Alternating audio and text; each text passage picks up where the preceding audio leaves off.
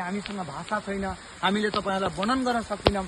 आज हेर्नुहोस्, यहाँ मान्छे थिए, यहाँ पनि घर थिए, यहाँ पनि सुकिलो मुकिलो एउटा समाज व्यवस्था थियो। यहाँको समाज व्यवस्था यति सुकिलो समाज व्यवस्था थियो, यहाँ यति धनी मान्छेहरू थिए, यहाँ यस्तो राम्रो खालको व्यवस्था थियो। तर आज हेर्नुहोस्, यहाँ केही चिन जान छैन र एउटा बाटोमा पनि कम्मरको पानी पार भएर आउनुपर्छ। कुन ठाउँमा भास्छ र कुन ठाउँमा मान्छे भासिन्छन् त्यो तपाईँहरूले हामीलाई देख्दै अनुमान गर्न सक्नुहुन्छ होला। र तपाईँहरू यहाँ आउनुहुन्छ भनेदेखि अलिकति कुराहरू बुझेर आउनुहोला, किनभनेदेखि यही ठाउँमा आउनुहुन्छ भने तपाईँको वाहन जुन चाहिँ वाहन लिएर आउनुहुन्छ त्यो वाहन तपाईँ यहाँ ल्याउन प्रयास नगर्नुहोला। तपाईँले अलिक पर्खिँदै राख्नु, किनभनेदेखि हामीहरूको त युवा शक्ति धेरै थियो र उनीहरूको जोडले हामीले अलिकति पर्सनभित्र पस्न खोजेका थियौँ, तर हामीले बाटामाबाट हामीले सकिनौँ। हामीले जसोतसो गाडीलाई हामीले उठायौँ त्यहाँबाट। र आज हेर्नुहोस्, यो ठाउँ हेर्दाखेरि हामीले वर्णन गर्नुपर्ने केही पनि छैन, अरू खतम सबै स्वाहा भएको छ। यहाँ को पुरिएको छ, के गनाएको छ भन्ने कुरा त अहिले हामीले अनुमान गर्न सकेका छैनौँ। यहाँ यति दुर्गन्ध छ, यति बास्ना आएको छ। यहाँ है मान्छे पुरिएको छ, यहाँ जार्सी गाई पुरिएको छ, यहाँ जीव जन्तु अर्थ पुरिएको छ, के पुरिएको छ कसैले अनुमान गर्न सक्दैन। र यहाँ जिसिपी ल्याएर उठाउँछु भन्ने पनि अहिले सरकारले पनि प्रयास गर्न सकेको छैन।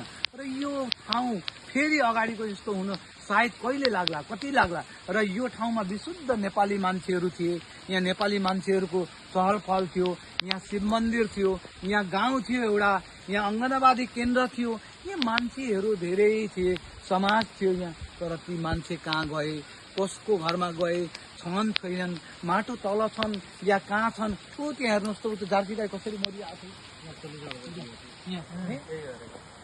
40वटा जार्सी गाई भएको घर हेर्नुहोस् यहाँ, गाई हो माथि झुन्डिरहेका छन् गाईहरू। र अनुमान गरौँ हामी के भएको होला, यहाँ यो ठाउँ कस्तो भएको होला। र यहाँ आज र हामी यहाँ तपाईँहरूले जुन चाहिँ यो गाई दिनुभएको थियो राहत सामग्रीहरू हामीले केही दिइरहेका छौँ, दिँदै जानेछौँ। र त्यस्तै व्यक्तिहरूलाई खानेर हामीले यी दुखी मनहरूसँग हामी दिनेछौँ। तपाईँहरूले निसन्देहसँगले तपाईँहरूले दिएको सामग्रीहरू हामी यहाँ उहाँहरूसँग दिनेछौँ। तर उनीहरूले उजाड भएर सबै त मैले भनिसकेको छु अगाडि नै अस्ति मैले लाइभमा यहाँ आउने अगाडि पनि भनिसकेको थिएँ। गाई हो जाति।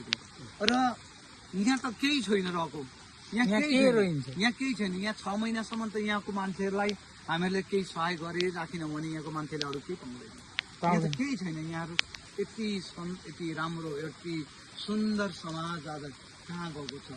र प्रकृतिले चाह्यो भने के हुँदो रहेछ।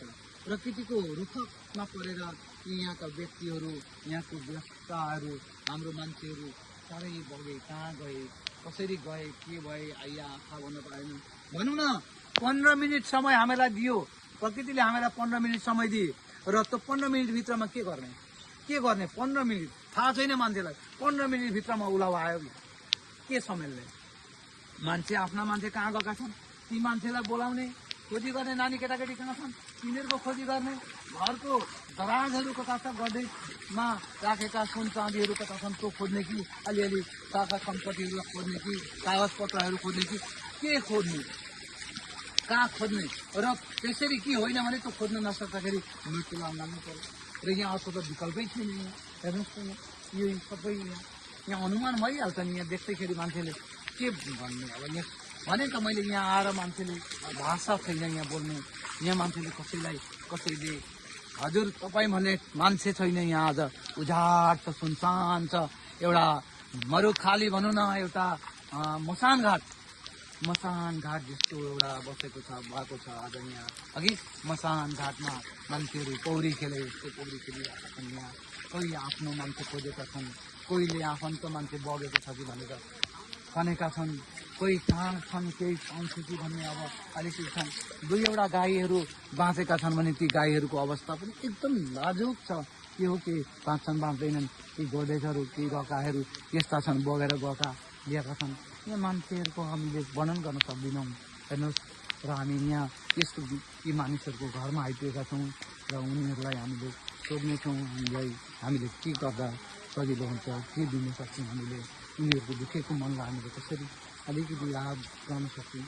त्यही तपाईँहरूले दिएको त्यो सामग्रीहरू हामी यहाँ वितरण गर्नेछौँ र ठिकै छ। तपाईँहरू आउनुहुन्छ भने अलिकति बोतल पनि हेर्नुहोस्, बोतल हेरेर समय परिस्थिति मिलाएर तपाईँले नमागे भने तपाईँलाई साह्रै अप्ठ्यारो हुनेछ।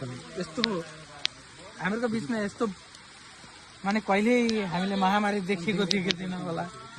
यस्तो माने मनमा भावुकी एउटा पनि हुँदैछ होइन, बहुत नराम्रो पनि लाग्दैछ। आउनुहोस् यहाँ दाइहरूसँग एकछिन कुरा गरौँ, के भन्नुहुन्छ उहाँहरूलाई।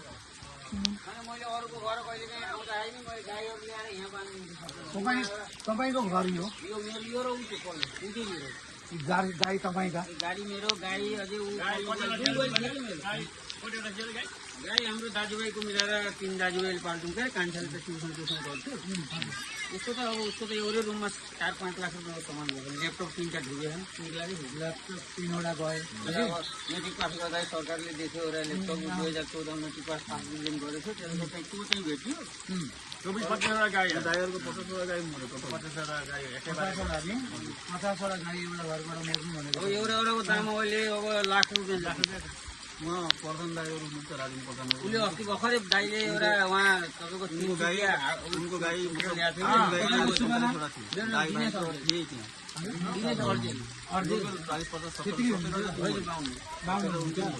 को हुनुहुन्छ घरमा तपाईँको? घरको त हाम्रो सबमा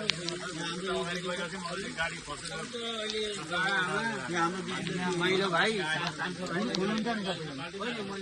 माइलो भाइको ससुराली तपाईँको माइलो दाजु छोराउन सक्नुभयो? माइलो भाइको ससुराली मार्गेको छ।